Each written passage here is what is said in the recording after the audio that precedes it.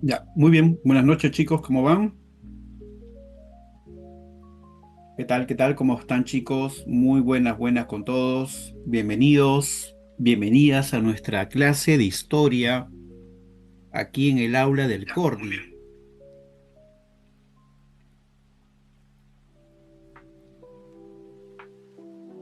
¿Listos? Hoy tenemos para preparado un tema importante, ¿no? Uno de los temas que pregunta, está en el top 5, ¿no? De temas que vienen en San Marcos. Hablamos de la historia de Roma. Bueno, esta historia de Roma está relacionada muy fuertemente a la cultura griega, a la civilización griega, porque muchos elementos culturales, políticos, incluso también de carácter filosóficos, van a influenciar dentro de la civilización romana. ¿Ok?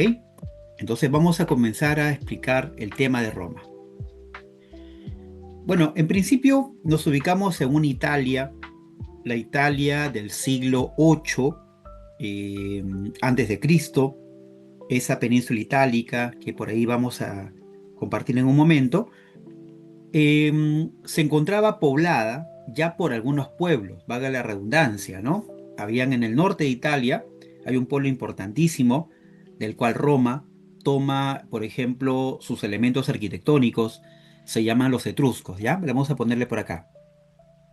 ¿Ya? Vamos a imaginar que esta es la península itálica, ¿no? La península, una de las penínsulas más importantes del mar Mediterráneo.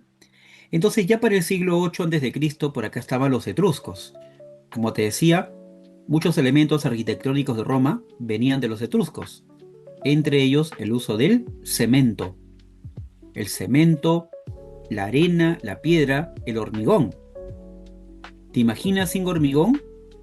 No estaríamos hablando del Coliseo romano, del Circo romano, de la gran obra arquitectónica que deja Roma en el mundo antiguo. Los etruscos aportan con ese elemento, es uno de los elementos, pero es uno de los más importantes. Mientras tanto, en el sur de Italia se está ubicando acá una región llamada la Magna Grecia.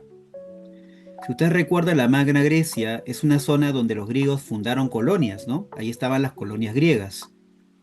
Tarento, Siracusa, ¿ya? Las colonias que venían de las polis de Grecia, las colonias griegas.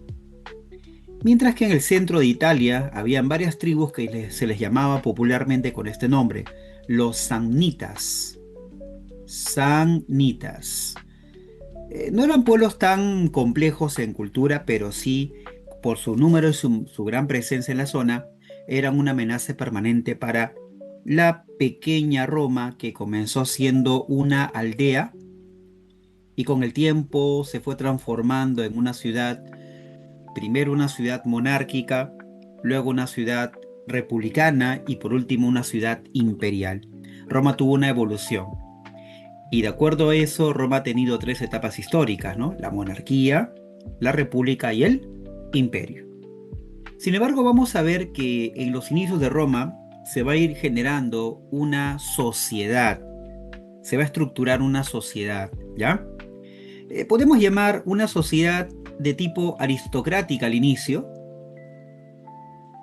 lo que significa que gobernaban los aristócratas, las familias nobles, ¿no? Aristocracia o nobleza.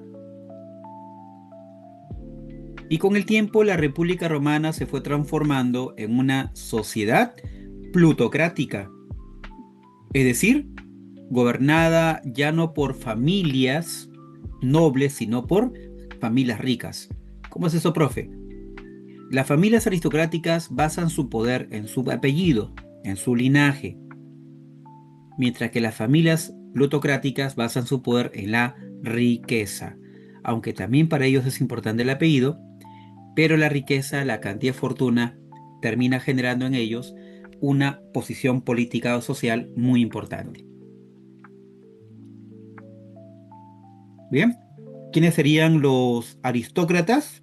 Los patricios, nobles con poder político y militar. ¿Por qué? Porque descendían de los fundadores de Roma. que a propósito se llaman los latinos, que llegaron en el siglo VIII a la península itálica. ¿Ya? Así que los patricios, para recordar este hecho de la fundación de Roma, los patricios van a darle culto a los antepasados. Y el patricio va a ser el jefe de toda su familia, ¿ya? Sus hijos, sus hijas, su pareja, sus nietos, ¿verdad? Él era jefe de toda la familia, que a propósito se llama gens. La familia patricia se llama gens, ¿ya? Profe, ¿y eso qué significa? Que al tener una familia muy numerosa, el patricio puede tener el control de los bienes de la familia. Vamos a imaginar que yo, el profe Majerwa, tengo 8 hijos, mis hijos tienen 16 hijos, ¿no? En general. Entonces, todos los bienes que tengan los hijos, todos esos bienes, ¿ya? Son mi propiedad. ¿Ya? Por eso que yo, el patricio, tengo poder económico porque controlo mi gens. Y gracias a eso, mi familia ya me ha designado a mí para yo ser parte de las asambleas políticas de Roma. O sea, gracias a la familia también tengo poder político. Hola, hola, ¿qué tal, Nick Mesa? ¿Qué tal? ¿Cómo estás? Buenas noches. Sin embargo, estas familias que eran muy poderosas, ¿no es cierto? Con el tiempo van a recibir ahora visita, ¿no? Van a llegar pueblos más recientes, después de la fundación de Roma, que se les va a terminar llamando como los plebeyos. Muy distintos a los patricios. Los plebeyos van a Roma, realizan actividades que el patricio no realizaba. Muchos plebeyos son artesanos, son algunos campesinos, ¿no es cierto? Inicialmente no eran tratados por igual por los patricios, pero poco a poco, luchando, obtuvieron derechos gradualmente, ¿ya? Y así la sociedad se fue transformando en una sociedad cada vez más igualitaria ante la ley. Habían esclavos que al inicio no eran la mayoría en Roma. Ya cuando Roma incrementa sus guerras, entonces ya van a haber esclavos. Y por último tenemos por acá a los clientes. Los clientes eran plebeyos empobrecidos, pero dado que tenían necesidades de poder subsistir, pedían ayuda a un patricio. El patricio los adoptaba, los hacía parte de su familia, pero en calidad de subordinados. Y en la medida que tuvieran clientes, los patricios, ¿ya? Entonces los patricios ganaban prestigio, porque tenían esa capacidad de poder apoyar o controlar más personas, ¿no? Como que el número de gens también terminaba aumentando, ¿no? Lo que significa, por lo tanto, un mayor poder frente a otro patricio de Roma. Así que ahí está la función del cliente como tal, ¿no? Bien, chicos, entonces, ¿qué pasó con el tiempo y la historia de Roma? Como dijimos, ¿no? En función a su desarrollo de político, Roma pasó por estas 3 etapas. La monarquía, gobernada por los reyes. Según la leyenda, el primer rey, Rómulo. Luego viene la república, donde los reyes van a ser depuestos y aquí pasa a ser gobernada Roma por una institución que vamos a llamar el Senado.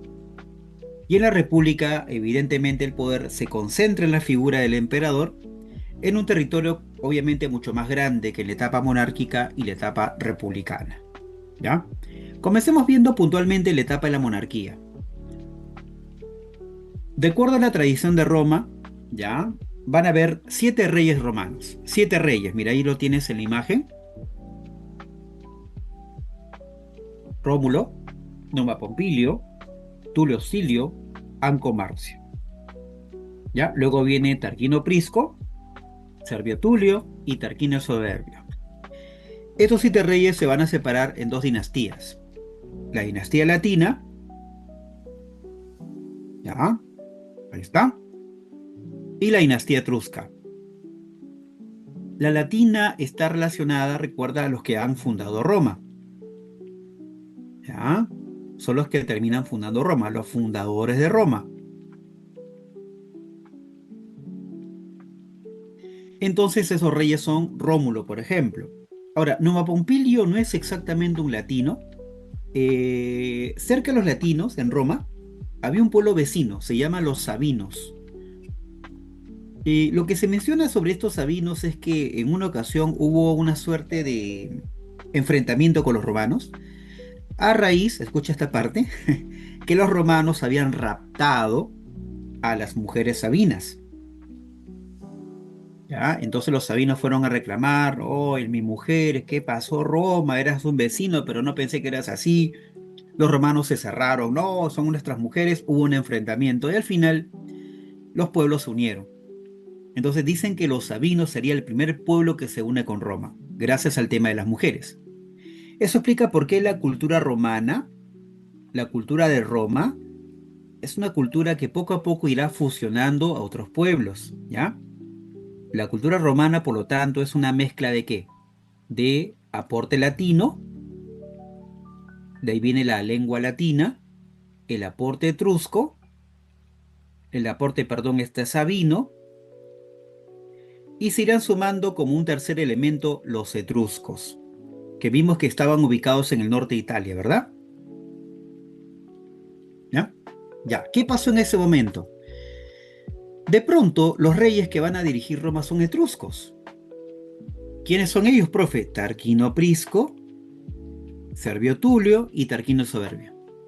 La pregunta es, ¿por qué los romanos decidieron que un pueblo extranjero los gobernara?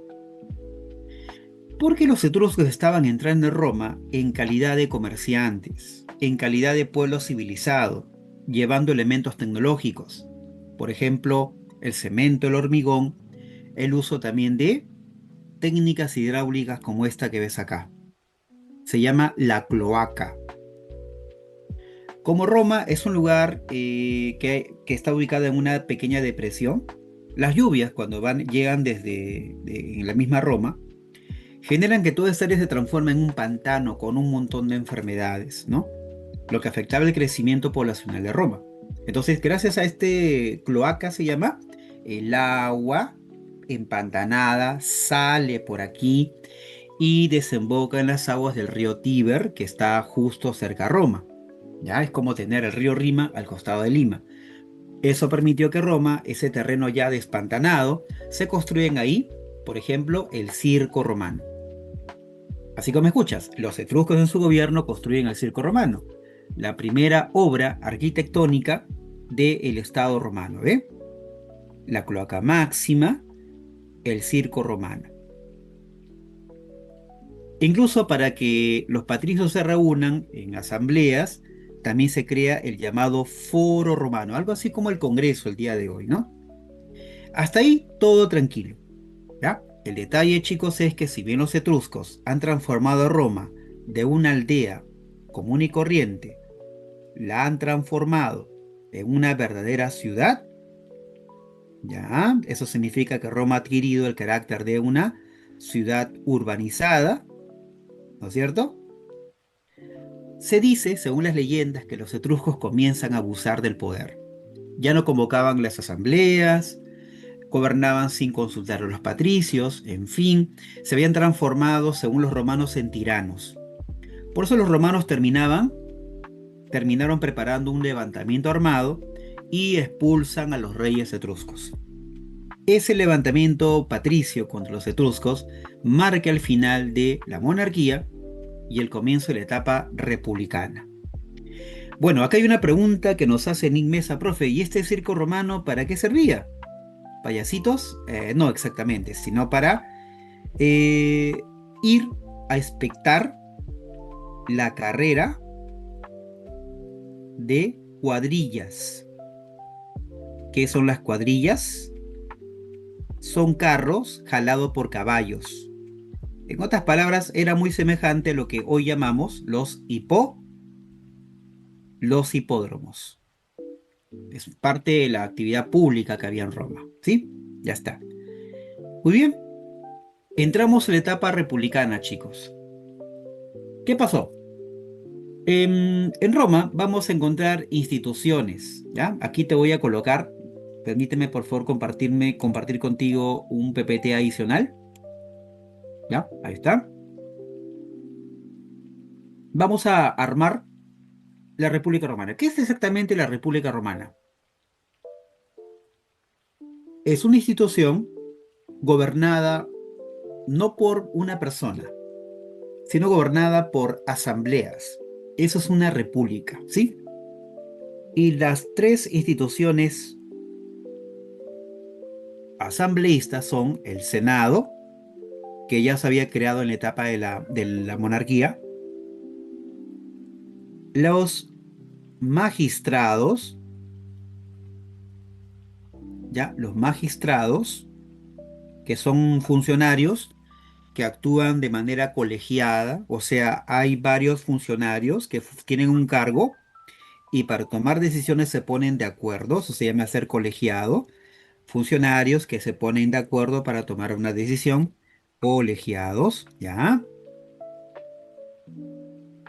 Y tenemos también una tercera institución que llamamos la Asamblea Romana o comicios, ¿correcto? Comicios, ya. Esto es una pregunta para aquellos que postulan para el bloque ABC. Ya, esto suele preguntar San Marcos, chicos, ¿ya? Vamos a ver. Vamos primero a ubicar quiénes son los magistrados más importantes, ¿ya? Vamos a colocar acá a 6 magistrados. El primero de ellos, chicos, es el magistrado conocido como los cónsules. Cónsules, ¿ya? Funciones, preside el Senado. Y cuando hay guerras, se encarga de dirigir la guerra, como un jefe militar, como un general, ¿ya? Luego tenemos a los llamados censores, autoridades que se encargaban de, como la palabra dice, hacer el censo y podían censurar. ¿Qué significa eso, profe? Podían prohibir que un político que era inmoral ocupara un cargo de gobierno. Eso se llama censurar, ¿no? Prohibir un cargo público porque ha sido investigado o acusado de un delito, ¿verdad?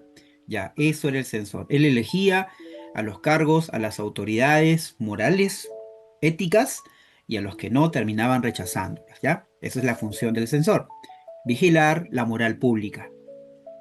La tercera autoría se llama el tribuno, perdón, el pretor. El pretor se encarga de la administración de la justicia, es un juez tanto dentro de Roma como también los territorios que Roma va a terminar conquistando, provincias. Otro cargo es el cargo de cuestor, que se encarga de cuestor cuentas, cuentas. El cuestor se encarga de manejar los impuestos. Ellos se encargan, mejor dicho, de cobrar los impuestos. Impuestos del Estado, ¿ya? Las finanzas del Estado. Luego tenemos el edil, los ediles, perdón.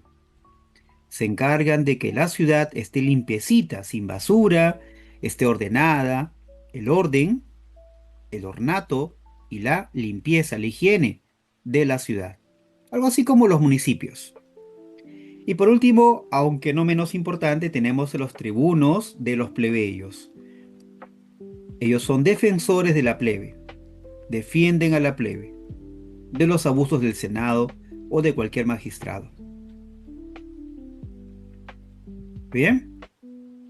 Ahí está. Chicos, ¿y dónde eran elegidos estas autoridades? Eran elegidas con las asambleas. En las asambleas se elegían a los magistrados, ¿correcto? ¿Y cuáles son las asambleas más conocidas en Roma? La asamblea curial para funciones religiosas solamente, para temas religiosos, ¿ya? Por ejemplo, una fiesta para un dios, para una diosa. La asamblea centurial, que fue la asamblea más importante. Justamente esta asamblea se encargaba de elegir a los magistrados y además votaban las leyes a favor o en contra a través de el voto, como justamente pues, se puede entender, ¿no? Votaban las leyes también. ¿ya? Y la asamblea tribal era una asamblea solo de plebeyos, ¿no? Ellos también adquirieron con el tiempo su asamblea y lograron que sus decisiones sean tomadas como ley. O sea, los llamados plebiscitos, profe, ¿qué es el plebiscito? Son leyes tomadas por los plebeyos, van a tener carácter de ley. Ya luego la república aceptará las leyes plebeyas en conjunto llamadas plebiscitos. Ya chicos, entonces ahí están las asambleas, ¿ah? No se olviden, ¿ah? Curial, centurial y tribal. ¿Cuál es la más importante? La centurial.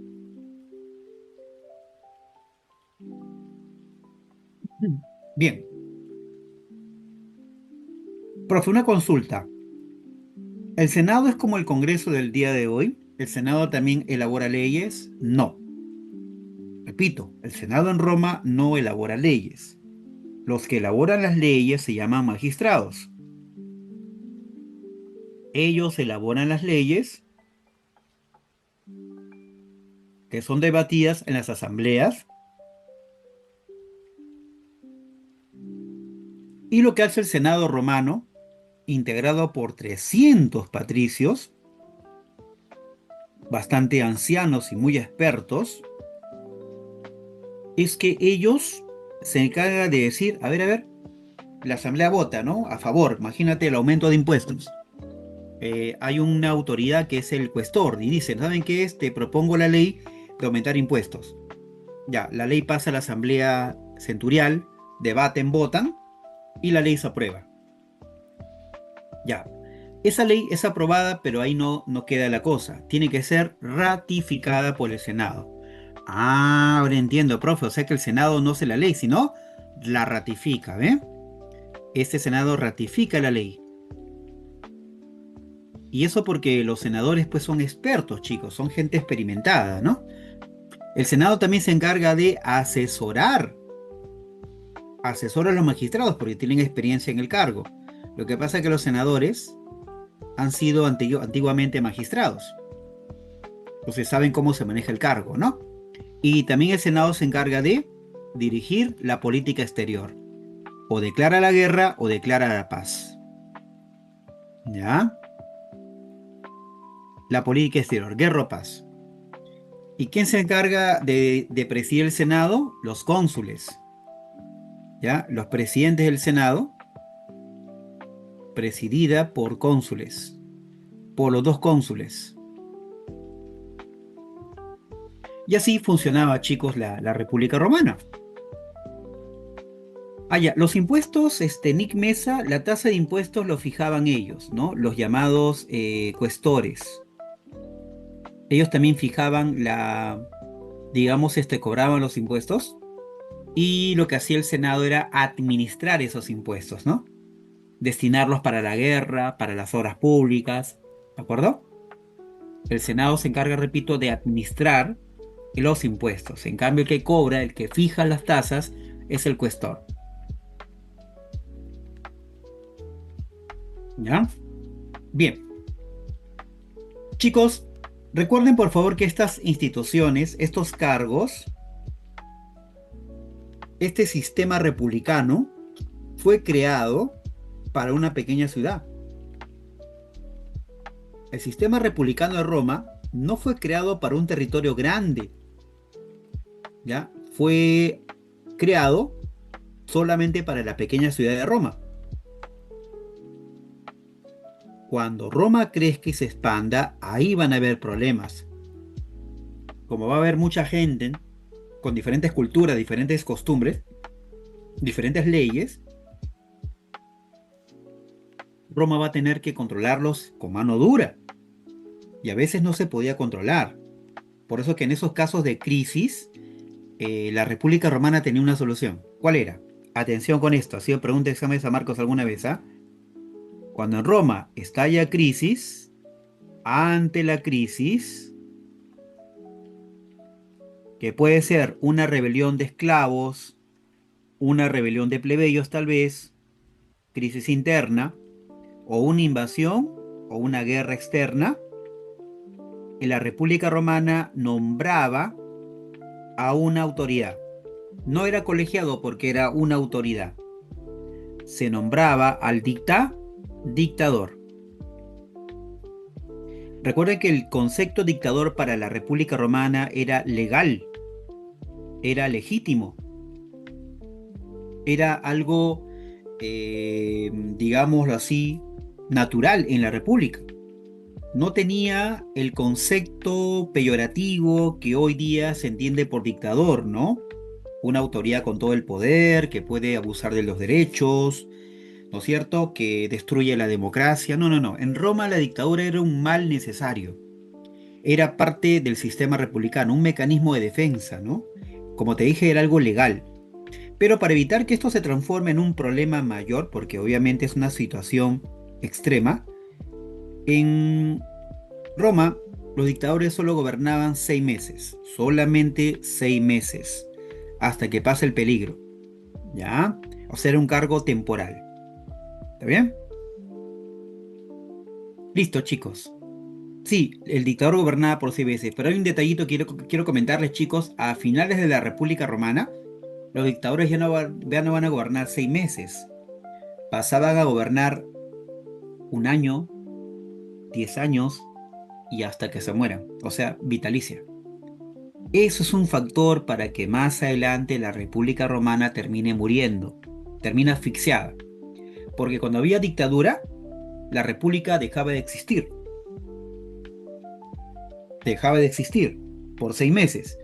Ya pues imagínate, ¿no? Si es un dictador que gobierna toda la vida, la República Romana dejaba de existir permanentemente. Así que gracias a las dictaduras vitalicias, caería la República Romana. ¿Ya? En fin, así funcionaba Roma, pues chicos, ¿no? Bien, veamos un segundo aspecto de la etapa republicana. En Roma se produjeron también conflictos sociales.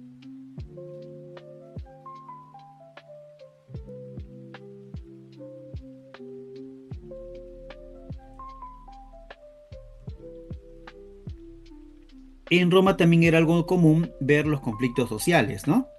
Entre patricios, que tenían todos los derechos,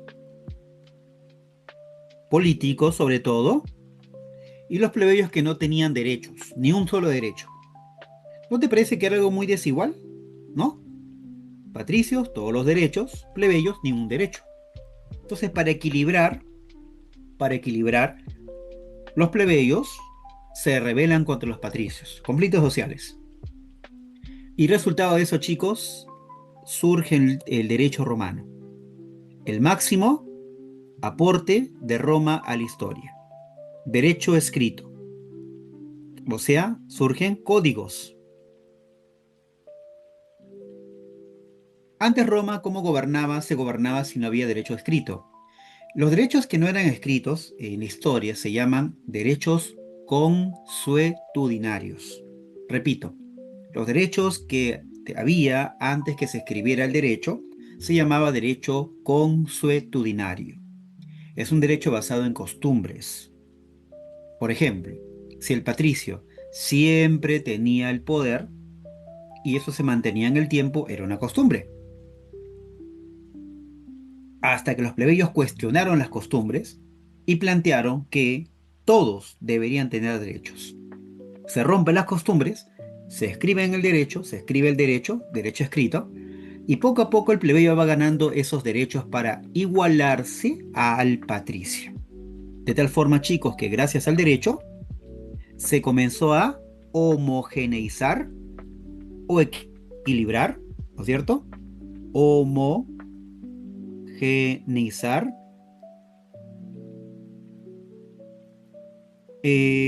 jurídicamente, jurídicamente se refiere a la ley, jurídicamente la sociedad romana. No es que los patricios y plebeyos van a ser iguales en riqueza, ¿ya? Sino que van a ser iguales ante la ley. Ya, profe, ¿y eso qué trae como consecuencia? Hay dos consecuencias. La primera es que se reducen los conflictos sociales. Ya hay menor conflicto social, menos tensiones sociales. ¿Ya? Los plebeyos se sienten ahora parte de la comunidad romana. Y dos, gracias a eso, chicos, aumenta el número de ciudadanos de Roma. Ahora el plebeyo será un ciudadano y por lo tanto al haber más ciudadanos, Roma tendría ciudadanos para la guerra. Por eso que el plebeyo en qué se fue transformando, gracias a que avanzó el derecho, en soldados campesinos, campesinos soldados. Y cuando Roma comienza su expansión, los campesinos, soldados o plebeyos abandonaban sus familias y tenían que ir a pelear, obligatoriamente. ¿Cuánto? ¿Un año, 5 años, 15 años? Ya, profe, pero está bien, pues, profe, de esa forma va a pelear y le van a dar tierras. Un momento, no es tan fácil. En Roma habían dos cosas, ¿ya? Que tienes que tomar en cuenta. La primera es que cuando alguien va a pelear para Roma, cada ciudadano tiene que poner de lo suyo para comprar sus armas. El patricio lo podía hacer, tenía bienes, podía tener caballo, armadura, ¿me entiendes? Espadas, lanzas, alimentos, uniforme, medicina. Pero el plebeyo, como no es un grupo acomodado, tenían que poner lo poquito que tenían para la guerra. Si no, morían rápido. Así que esas largas campañas militares que van a provocar que el plebeyo, uno, abandone su tierra, dos, gaste los pocos recursos que tiene, y tercero, se empobrezca. Uno, porque está gastando para la guerra y dos, porque no trabaja su tierra. Así que el más grande perjudicado con la guerra romana es el plebeyo campesino. ¿De acuerdo? Y gracias a eso Roma, gracias al ejército plebeyo, va a contar con fuerza militar para comenzar a expandirse. Por ejemplo, Roma comenzó a expandirse por Italia. Toda la parte marroncita que tú ves, Roma fue ganando terreno. Derrotó a los etruscos, derrotó a los samnitas, ¿te acuerdas de los samnitas? Los pueblos que están ahí en el centro de Italia. Y Roma derrotó a los griegos que están al sur. Roma se transformó en la primera potencia terrestre de Italia. ¿Gracias a qué? Los campesinos, plebeyos, soldados.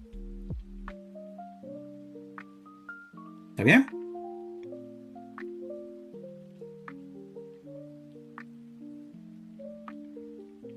A continuación, viene la guerra más importante para Roma. Roma, como estaba en el sur de Italia, aquí había un montón de puertos, puertos comerciales. Para acceder a más trigo, a más alimentos, a esclavos, ¿sí? Que estaban acá en el norte de África o estaban acá en el sur de la península ibérica, Roma se acerca al mar. Y en el mar ya había una potencia en esa zona del mar Mediterráneo Occidental. Este es el mar Mediterráneo Occidental. Esa rivalidad por el mar Mediterráneo Occidental va a desatar una guerra. Ojo, la guerra más importante en la historia de Roma. Estamos hablando de las guerras púnicas. Roma contra Cartago. Causa el control del mar Mediterráneo Occidental. El que gana la guerra, chicos, se queda con el Mediterráneo Occidental. Se transforma en una potencia comercial. Hubieron tres guerras púnicas. La primera guerra púnica, Roma derrota a Cartago y se apodera de estas islas, mira. Córcega, Cerdeña y Sicilia. Eso Roma gana en la primera guerra púnica. En la segunda guerra púnica, Roma se apodera de todo el mar Mediterráneo Occidental y vence a Cartago. Paréntesis, ahí te hago un paréntesis. Apenas termina la segunda guerra púnica, ¿ya? Roma hace una campaña militar para Europa del Este. Y en plenas postrimerías de la segunda guerra púnica, Roma conquista otro territorio. ¿Ya? Ese territorio se llamó los reinos griegos o reinos helenísticos.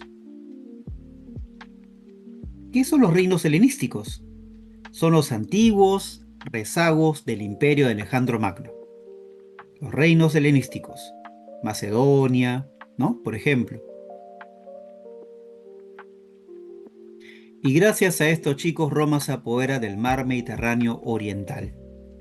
Prácticamente Roma es dueña del mar Mediterráneo.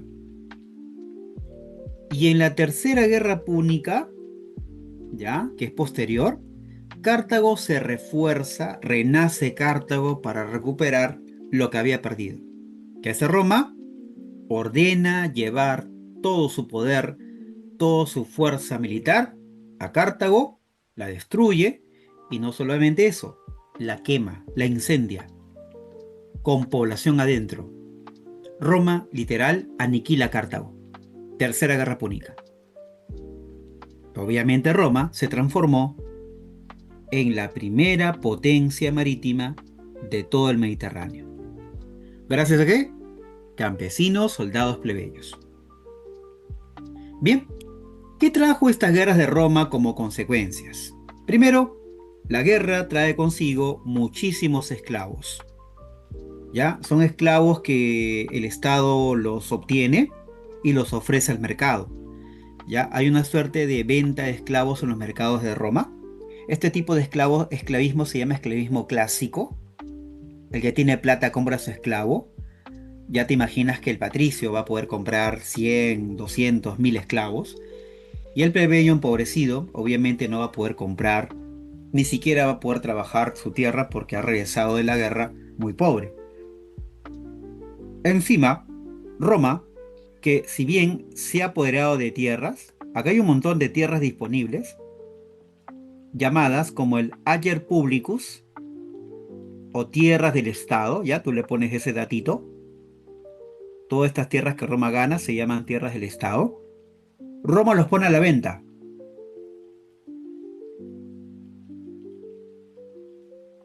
Y la tierra agrícola, la compran los patricios.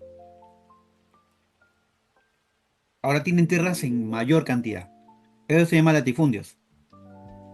Entonces, tanto los esclavos como los latifundios enriquecen al patricio. ¿Te das cuenta? Lo vuelven como un grupo de lo que ya era más poderoso. ¿Está bien? Mientras tanto, ¿qué pasa con los plebeyos? Los plebeyos se han empobrecido por la guerra. Han pasado de ser ciudadanos pobres. ¿Ya? No van a ser esclavizados, pero son muy pobres, son miserables prácticamente, ¿no? Y además, otra consecuencia que no lo hemos puesto ahí, pero te comento, es que Roma va a traer o va a ser influenciada por la cultura de Grecia. La cultura de Grecia llega a Italia por las guerras. Eso se llama la la helenización. Por ejemplo, llegan los dioses griegos a Roma. Zeus en Roma va a ser llamado Júpiter, por ejemplo, para que veas el cambio religioso. Y por último, otra consecuencia más que te voy comentando es que a más guerras en Roma, los generales, ¿ah? Se van a empoderar. Y los soldados que están con ellos se vuelven leales al general más que a la república. Y cuando este general postula un cargo de gobierno en Roma, cuenta con el apoyo del voto de los soldados campesinos.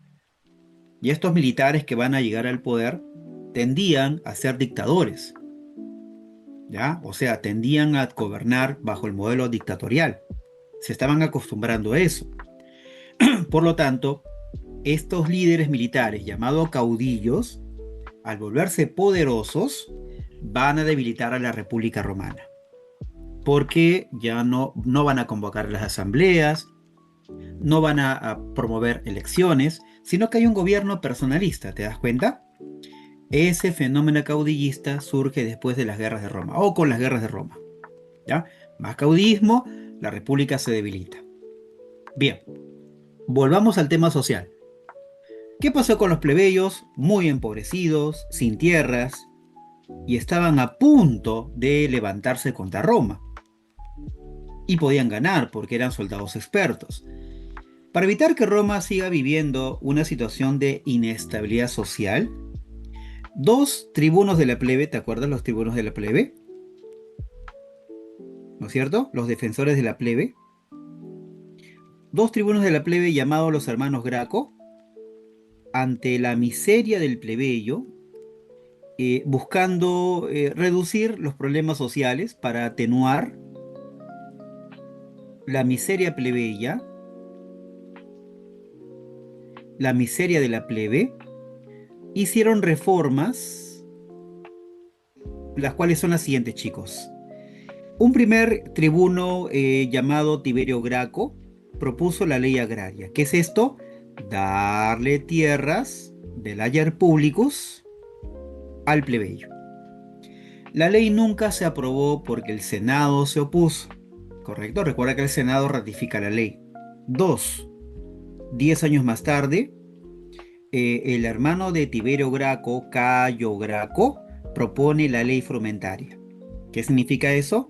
El trigo de Roma, el trigo, tendría que bajar de precio. Trigo barato o trigo subsidiado, para que el plebeyo pueda comprar esos alimentos y subsistir. ¿Qué pasó con la ley? Tampoco se aplicó, porque el Senado se opuso a la medida. ¿Qué te parece? ¿Qué significa eso, chicos?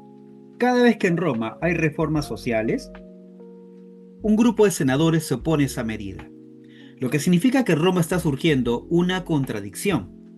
Hay senadores conservadores y hay también políticos que buscan hacer reformas en Roma. Por eso esa confrontación política de los grupos de poder, por ejemplo, los que estaban a favor de las reformas, se les llamaba así, se les llamaba los populares. Era algo así como un partido político, ¿sí? Los populares, integrados por algunos patricios, empobrecidos también por las grandes campañas militares, por algunos plebeyos también. Los populares se van a enfrentar al otro grupo de senadores que están en contra de las reformas. Están conformados por patricios muy ricos y se les llamaba así, los optimates. ¿Ya? Entonces nos ubicamos, chicos. Los populares, hacer reformas en Roma, ¿ya? Hacer medidas a favor del plebeyo para que ellos sigan continuando en el ejército y por lo tanto Roma se siga expandiendo. Y los optimates, por otro lado, por el contrario, estaban en contra de las reformas y querían conservar el privilegio, los grandes poderes que habían alcanzado los patricios ricos. Ese enfrentamiento, ¿sabes qué sería? Una causa para las guerras de Roma. ¿Y las guerras de Roma qué serían, chicos? Una causa de la crisis de la República Romana. ¿Correcto? De la República Romana. Entonces van a haber tres guerras civiles, ¿ya? Uno es la de Mario contra Sila. La segunda guerra civil se llama la guerra entre Julio César y Pompeyo.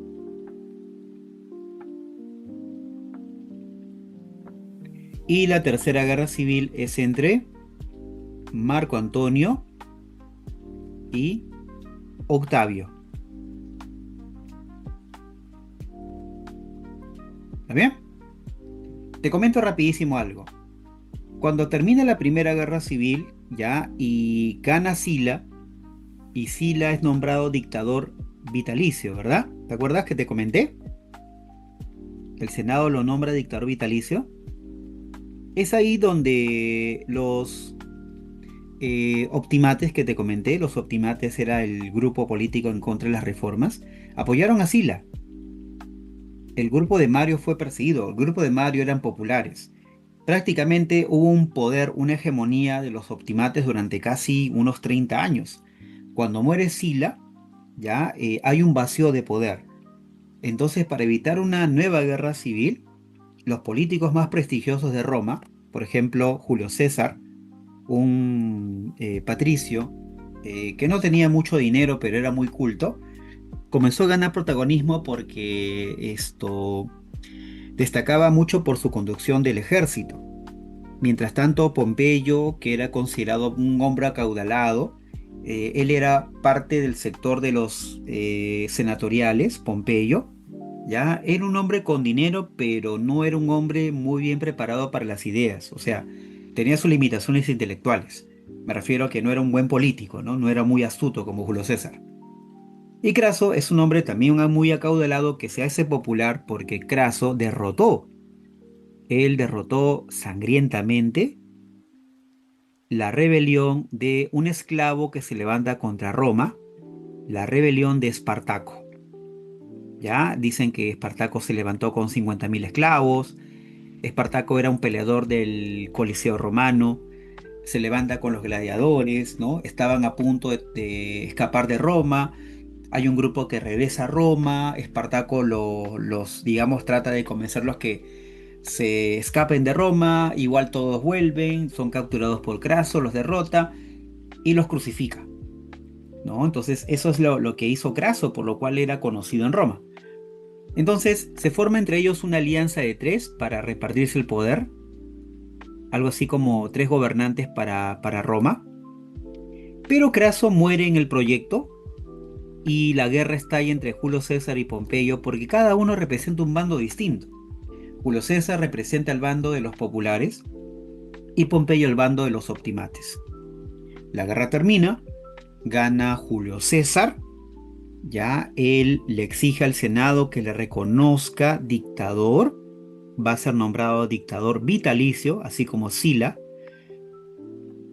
y en su gobierno Julio César hizo reformas que no le gustó al Senado en conjunto. Por ejemplo, él convirtió al campesino plebeyo en un soldado pagado, asalariado, ¿ya? También él reformó el calendario romano y adoptó el calendario egipcio. Ya, y bueno, ¿por qué egipcio? Porque él le tenía mucha cercanía con Cleopatra, quien era su aliada principal. Entonces parece ser que la influencia del calendario egipcio en Roma generó un poco de temor entre las clases romanas porque corrió el rumor de que Julio César iba a llevar la capital de Roma al norte de Egipto.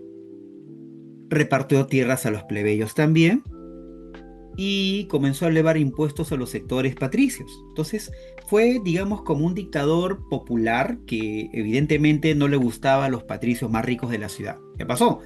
Lo mataron, pues. Lo mataron entrando él al Senado para debatir con el Senado. 40 hombres lo rodean y cada uno le mete su cuchillazo, ¿no? Pla, pla, pla. Y obviamente matan a Julio César, ¿no? Generándose un vacío de poder. Y ese vacío va a ser completado por un segundo triunvirato, donde se presentan tres generales, Octavio, Marco Antonio y Lépido, y tal como el primer triunvirato, uno de los tres decide retirarse de la terna, ¿no? Se retira Lépido. Octavio y Marco Antonio también tienen problemas en conjunto, ¿ya? Ambos tienen diferentes facciones. Octavio es del grupo Optimate y Marco Antonio es del grupo Popular. Se hicieron amigos hasta cierto momento, incluso Octavio le presentó a su esposa llamada Octavia, que se casó con Marco Antonio, para evitar que entre ellos estalle una guerra, pues chicos. Lo cierto es que Marco Antonio se divorcia de Octavia porque Marco Antonio se une a Cleopatra. Entonces, el divorcio de Marco Antonio con Octavia, ¿no? Octavio dijo que has votado a mi hermana, ¿no? O sea, hizo que Octavio, ¿no?, declare la guerra a Marco Antonio. Es el pretexto, por supuesto, ¿no? Y se da la Tercera Guerra Civil. Esta guerra va a terminar finalmente en la última gran batalla, ¿ya? La última gran batalla de la República Romana, la batalla de Actium, ¿ya? Donde las fuerzas militares de Octavio vencen a Marco Antonio, que contaba con el apoyo de la misma Cleopatra, ¿ya? Tras esa batalla, Marco Antonio y Cleopatra retornan a Egipto. Dicen que ahí se quita la vida Marco Antonio y también Cleopatra. Y finalmente Octavio conquista Egipto, ya vuelve a Roma y el Senado le dice a Octavio, Octavio, por favor, un momento, no puedes entrar a Roma con tu ejército, tienes que dejarlo fuera de Roma. ¿Qué hace Octavio? Entra con su ejército a Roma, entra con todos los soldados a Roma, para meterle presión al Senado, ¿no? Ahora, ¿qué cosa quería Octavio?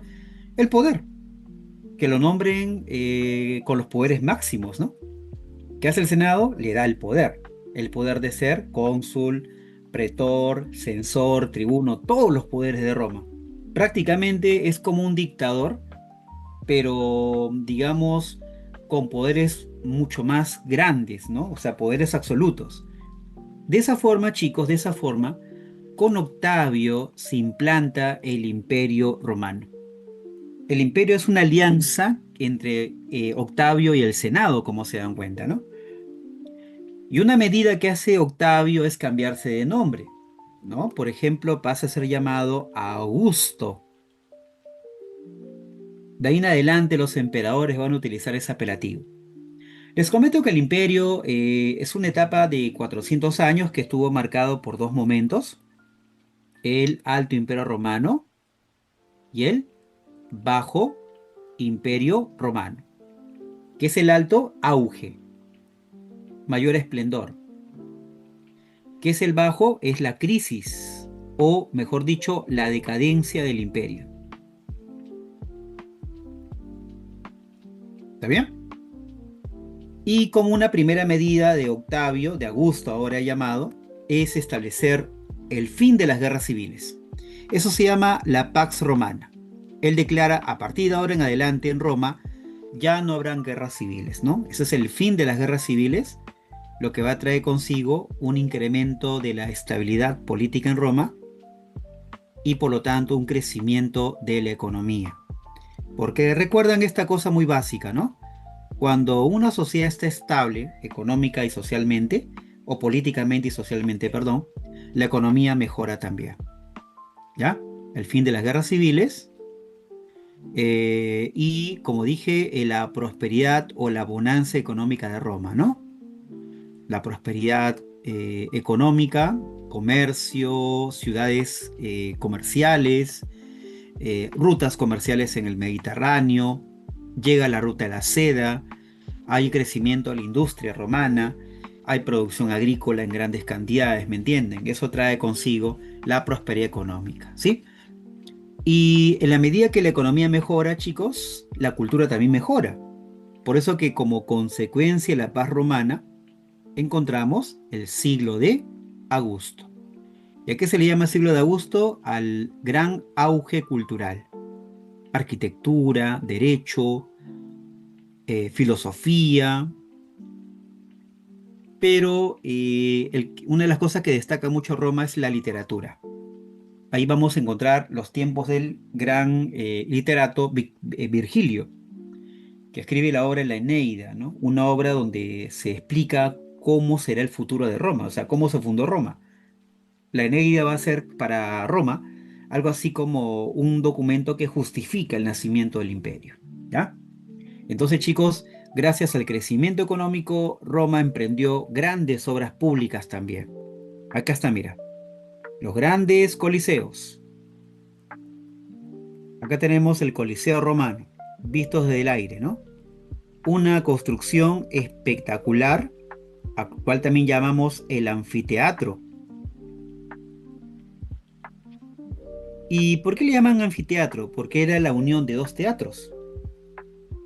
¿Ya? Recuerda que el teatro es un aporte griego, los romanos que hacen, juntan dos teatros y forman un anfiteatro. ¿Eh? Además también tenemos los acueductos que permitieron llevar a Roma agua. Algunos dicen que Roma tuvo agua fría, agua caliente y agua temperada. Alucinante, ¿no? Tres tipos de agua para Roma. Trasladados también algunas tuberías de plomo, lo que algunos médicos señalan que por eso que en Roma habían algunos problemas de salud mental, ¿no? Por el consumo excesivo de plomo en su sangre, ¿no? En fin. Y también se implantan esto que llamamos nosotros las termas, que son los baños públicos en Roma. Una de las cosas culturales de los romanos es su excesivo afán por la limpieza, ¿ya? Lo que redujo también la tasa de enfermedades. Bueno, era una limpieza muy pública porque entraban a un baño, ya entraban todos a una suerte de piscina, conversaban bueno, eran baños para hombres nada más, ¿no? Hablaban de política, ¿no? En fin, y luego teníamos los inodoros, ¿no?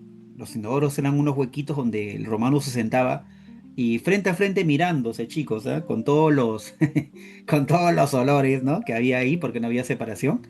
Hablaban de política, filosofía, ¿no? De guerra, ¿no? Curioso, ¿no?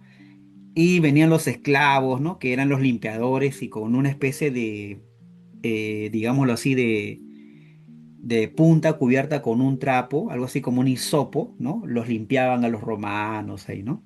Como dije, una cosa muy particular, ¿no? Esto de las termas romanas. Las calzadas, que eran los grandes caminos imperiales, que unían todo el imperio romano, ¿ya?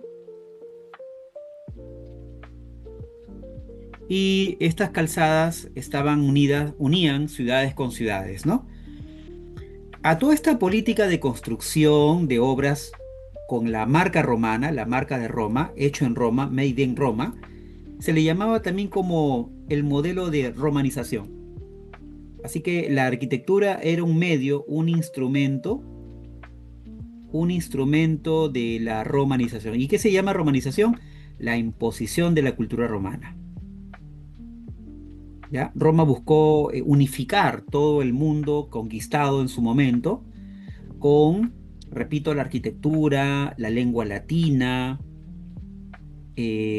una religión politeísta, Júpiter, Hera, Minerva, ¿no? Politeísta. También el derecho imperial que se impondrían todos los habitantes del imperio, ¿ya?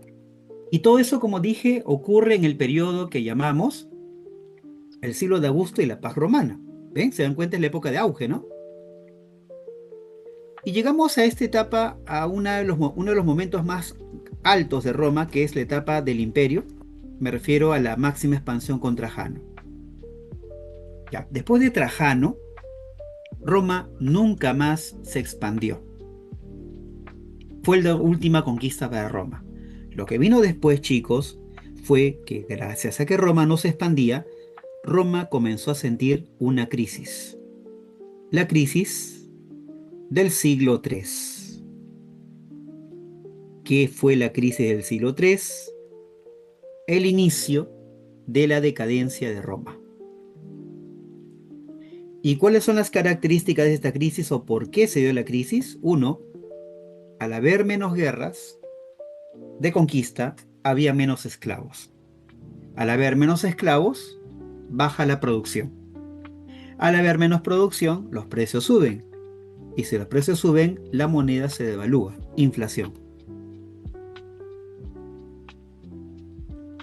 ¿De acuerdo? Número 2. En las provincias de Roma, los generales se encargaban de manejar el control de esas zonas.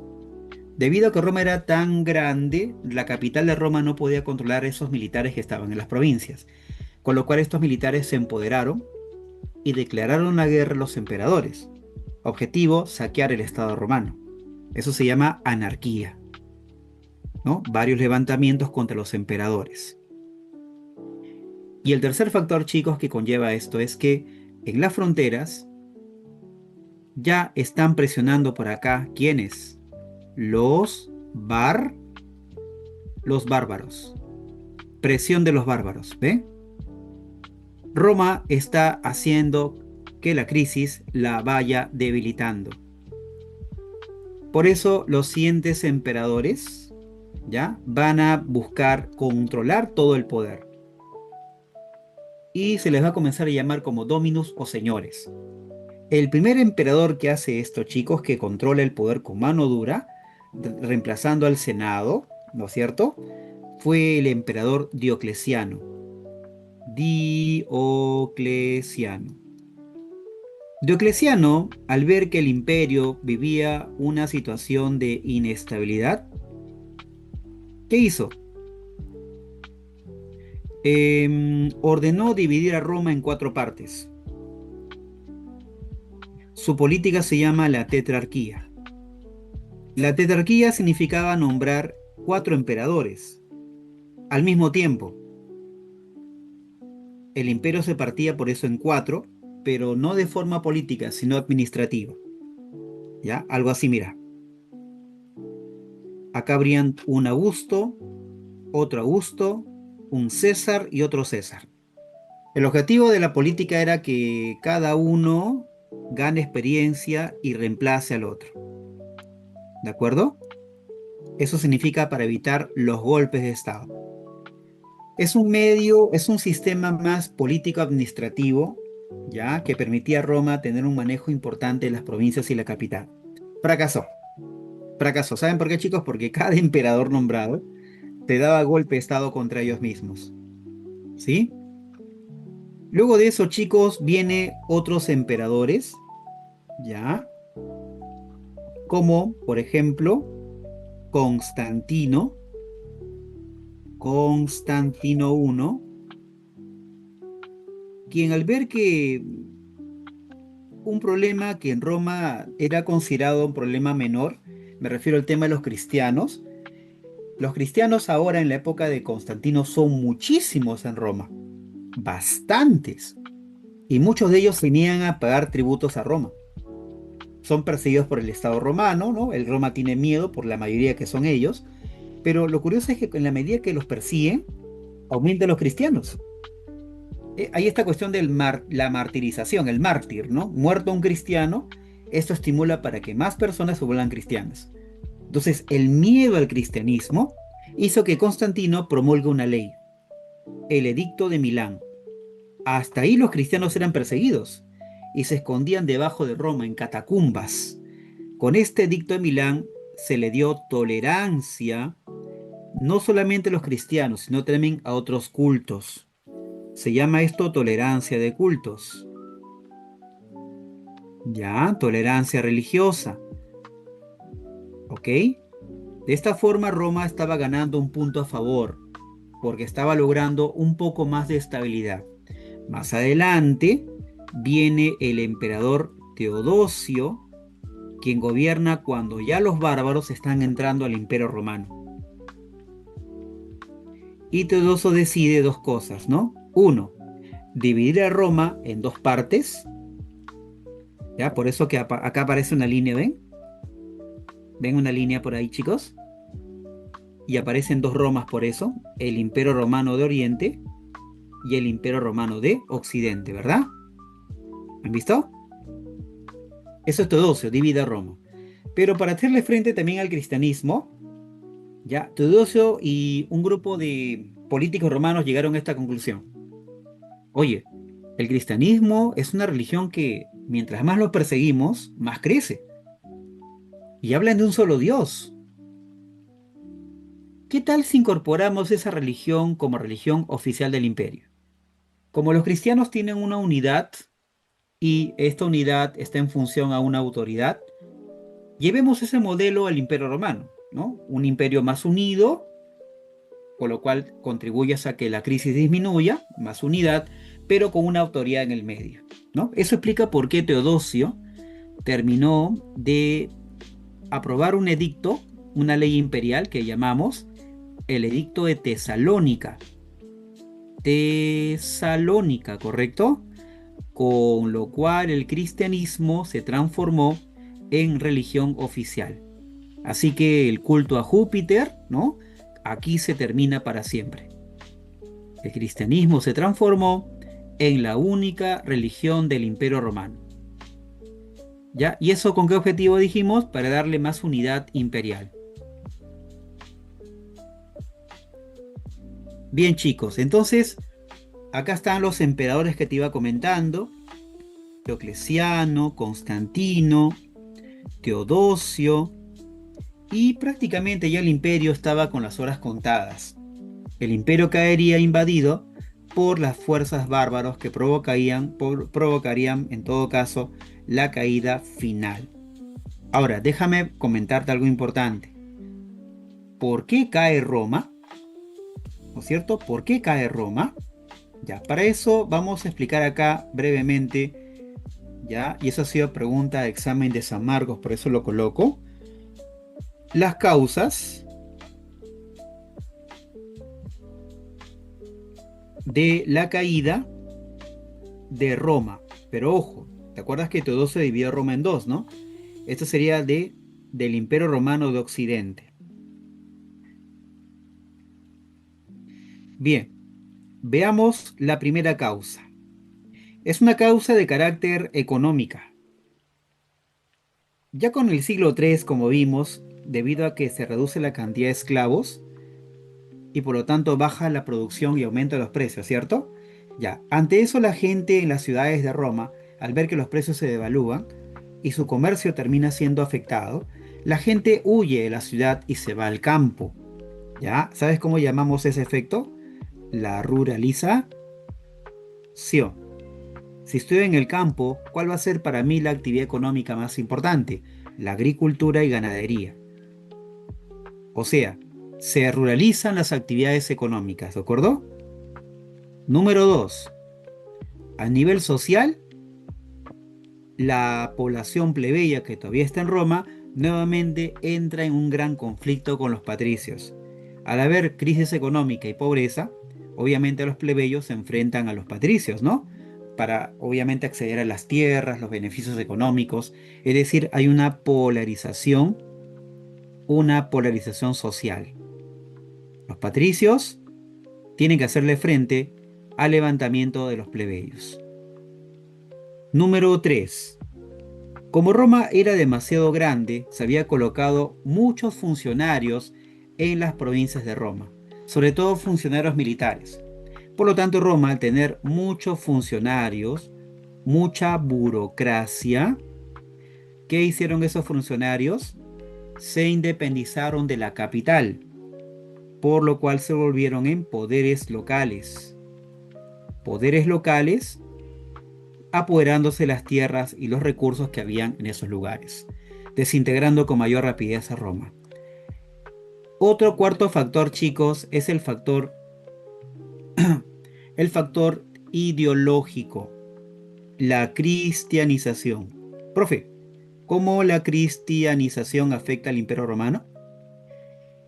Roma era una maquinaria de guerra, chicos, era una máquina de guerra. Roma era un imperio conquistador, violento, sanguinario. Cuando llegan los cristianos, su discurso va a ser un discurso totalmente distinto. Amor, paz, tolerancia, y eso le baja el espíritu guerrero para los romanos. ¿Te das cuenta? Aunque no lo crean, ese discurso también pega. Sí, también pega. Ya, de esa forma este discurso termina reduciendo el espíritu, la actitud militarista del mundo romano. No es el factor más importante, pero influye, ¿sí? Y el quinto factor es un factor externo. ¿Cuál es ese? Las invasiones bárbaras, ya inevitables en el siglo IV, siglo III, siglo IV, siglo V. Las invasiones bárbaras, que vamos a ver nosotros la próxima semana con mayor amplitud, ¿ya? Entonces recuerden, chicos, que estos son los 5 factores que explican mejor por qué cae Roma en la Edad Antigua. ¿Estamos? Bien, ya hemos comentado la parte cultural, siendo el aporte máximo el derecho escrito en Roma. Bien, chicos, hasta ahí vamos a llegar con Roma. No sé si ustedes tienen alguna pregunta, alguna inquietud, alguna consulta. ¿Todo bien? ¿Tienes alguna observación de repente? Mientras van escribiendo ahí en el kit, yo voy a presentar las preguntas. Ya, muy bien, ok. Si no hay ninguna duda, pasamos a las preguntas, ¿ya? A ver, chicos y chicas. A ver, mis cracks, mis tops. Vamos a presentar las preguntas en estos 10 minutos que nos restan. Muy bien, muy bien.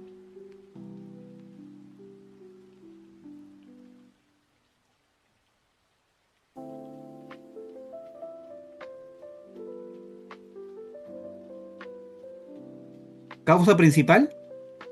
Depende, pues, ¿no? Si te preguntan causa principal de económica, ruralización política, burocratización ideológica, cristianización, causa principal externa, las invasiones. Depende qué nos pregunten, ¿no?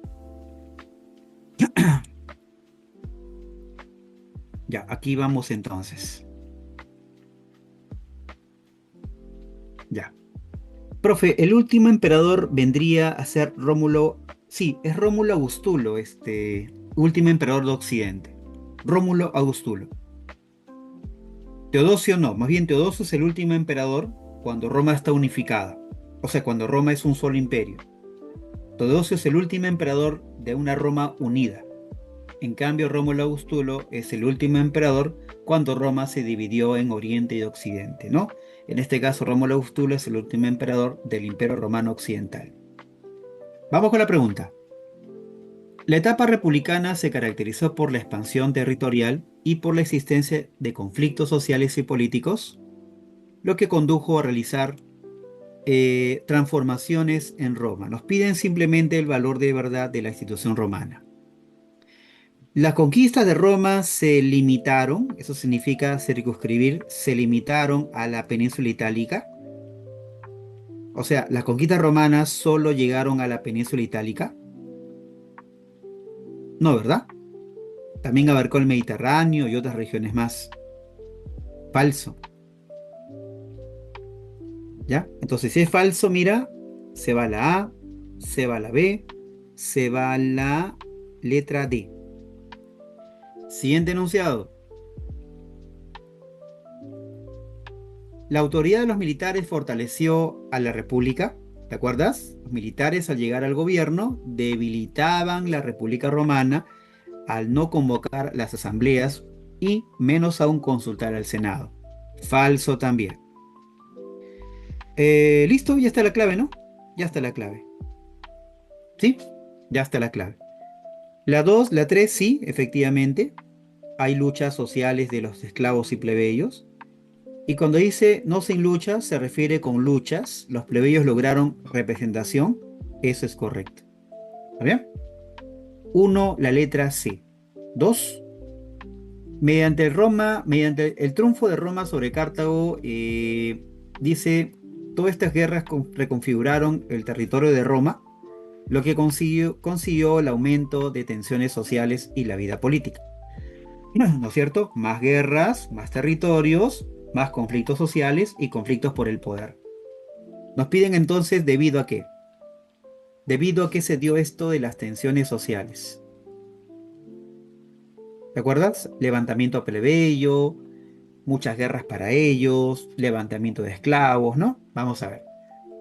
La guerra encareció el costo de vida y el alza de impuestos de bienes del pan llevar, o sea, de alimentos, del día a día. Sí, a más guerra aumenta los impuestos y el precio de los alimentos que consume la gente, ¿no? Los plebeyos sobre todo. La tercera, el surgimiento de grandes latifundios perjudicó a los campesinos plebeyos, claro. Hasta ahí serían doble verdadero. Descartamos, bueno, la C, la D y la E. La tercera, se fortalecieron los oficiales militares que incursionaron en la vida política de la ciudad. Se fortalecen los militares, por supuesto. 4. La negativa de la concesión del derecho de ciudadanía a favor del sector plebeyo. Mira, después de las guerras de Roma, el plebeyo lo que pide son tierras. ¿Ya? El Senado romano no le negó la ciudadanía porque ya la tenían antes de la guerra. Más bien, posterior a la guerra, el Senado le niega darle tierras al plebeyo. Por eso son los conflictos.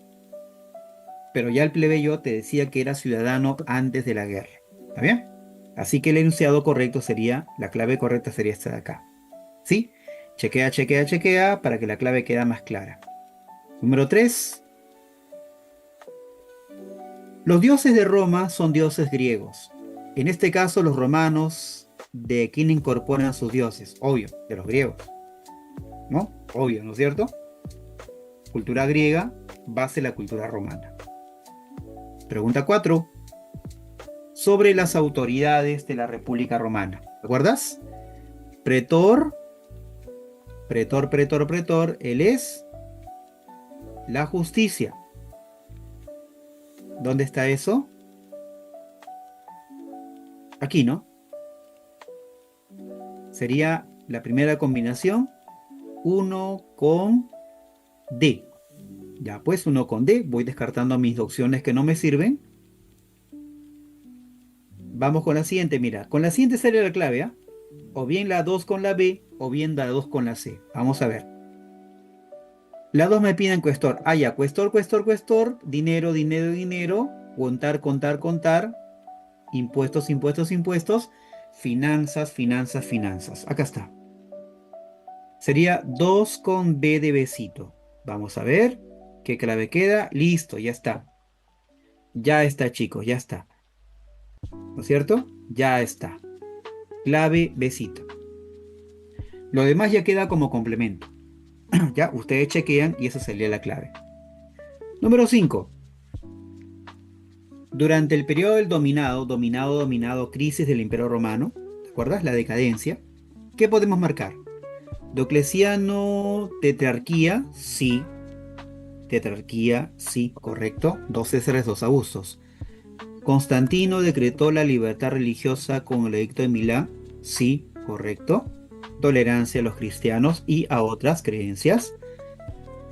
La tercera, Teodosio convirtió el cristianismo en religión oficial mediante el edicto de Tesalónica también. Hasta ahí ya tenemos 3 verdaderas. Descartamos y hasta la clave, ¿no? ¿Está bien? Y la cuarta es falsa porque el hijo menor de Teodosio, Arcadio, recibió el Imperio Romano pero de Oriente, no de Occidente. El otro hijo de Teodosio, llamado justamente Honorio, recibe Occidente. Arcadio recibe Oriente. Listo, número 6. Nos piden acá respecto a Roma, simplemente respecto a Roma, el valor de verdad. Los plebeyos se convirtieron en ciudadanos, pudieron organizarse en gens para obtener latifundios. No, el plebeyo nunca copió el modelo de familia del patricio. ¿Ya? Porque son familias aristocráticas que fundaron Roma. El plebeyo no funda Roma, por eso no forma gens. Falso. La segunda, la igualdad jurídica permitió que el plebeyo ascienda, sí, a todas las magistraturas, excepto el consulado. Ahí es falso, porque el plebeyo sí podía ser cónsul. Hay una ley, por si acaso, chicos, que permite que el plebeyo sea cónsul. Se llama la ley Licinia. Así que eso es falso, ¿de acuerdo? Licinia, el plebeyo puede ser cónsul. Hasta ahí sería falso, ¿cierto? Descartamos la E, descartamos la D, descartamos la B. Y vamos con la tercera, con la expansión de las civitas. ¿Qué son las civitas? Las civitas son la comunidad de ciudadanos romanos, o sea, la comunidad que tiene derechos en Roma. Es la población romana con derechos, en otras palabras. Se fortaleció el poder, con la expansión de la comunidad de ciudadanos, se fortaleció el poder de la aristocracia que monopolizó las tierras y la política. Mira, puede ser las tierras, ¿no? Porque al final el noble, el patricio, logra tener tierras. Pero no la política, porque el plebeyo sí puede entrar en política. Entonces no monopolizó toda la política, como se dan cuenta, ¿no? Esta parte sería la falla. Falso. Y listo, creo que ya está la clave, ¿no, chicos? Todas serían falsas. La cuarta también sería falsa, porque el plebeyo no pudo adquirir las tierras del Estado en su totalidad. ¿Sí? Número 7. Dice, el cristianismo surgió en las provincias de Palestina, se caracterizó por rechazar el culto al emperador y a los dioses romanos, lo que generó hostilidad imperial hacia los cristianos. A pesar de las duras persecuciones, la iglesia cristiana se fortaleció, favorecida por ¿qué? porque los emperadores como Constantino y Teodosio, ¿qué dieron? Leyes o edictos a favor de los cristianos. O sea, esto de acá. Edicto de Milán, ¿no es cierto? Y lo otro, ¿te acuerdas cuando se oficializó? El edicto de Tesalónica. ¿Sí? Ya está. Listo. 8. A ver, en la 8 es una imagen de dos personajes que vemos acá. Y esta gente de acá, chicos, son los senadores, son los miembros del Senado. Y acá tenemos a dos personajes que son los que presiden el Senado. ¿Y quiénes son los presidentes del Senado? Son dos. Los llamados con cónsules. ¿No es cierto? Clave entonces, chicos. Alternativa C. La 9 sobre la religión romana. Veamos cómo evolucionó. A ver, recuerden que lo último que vamos a ir viendo del cristianismo, o una de las últimas cosas, es cuando se oficializa, ¿no? Al final de Roma se oficializa. Quiere decir que en la clave tendríamos que ver la 4 al final. Descartamos la E, la D y la C. ¿Damos? Entonces significa que la A o la B es la clave. La A o la B es la clave. Ya, ¿qué sería el inicio? Al inicio Roma no conocía a Júpiter ni ningún dios griego. Ellos tenían su propia religión. Sus dioses eran dos, Vesta y Jano. La Vesta es la diosa de la protección de la familia. Ella protege a la familia. Y Jano representa la fertilidad, si no me equivoco. Son los primeros dioses de Roma. Entonces comenzaríamos con la 3. Así que la clave sería esta alternativa de acá, ¿no? Letra avión. ¿Sí? Y la número 10, chicos, ya para cerrar. Durante la etapa imperial, Roma no solo se expandió por extensos territorios, sino que además tuvo que enfrentar una serie de acontecimientos, uno de los cuales se refiere a la etapa imperial, sería la... mira, hay un emperador durante, obviamente, la etapa imperial, se llama Caracalla. Caracalla expandió la ciudadanía a todos los habitantes del Imperio Romano. Ciudadanía para todos. Obviamente no para las mujeres, ¿no? Sino para todos. ¿Eso para qué? Para poder tener ciudadanos, tener ejércitos, ¿te acuerdas? Y además cobrar impuestos. ¿Ya? Eso lo hizo en tiempos de la crisis del Imperio Romano. Y eso ocurre en el Imperio. Extender la ciudadanía mediante el edicto de Caracalla. ¿Sí? Bien, chicos, entonces con esto hemos llegado al final. Gracias por la atención, que tengan una buena noche, que les vaya muy bien. Nos vemos la próxima semana. Saludos para toda la gente del Geek, toda la gente crack. Cuídense mucho, por favor. Nos vemos la siguiente sesión. Nos vemos, chicos. Cuídense. Gracias por todo.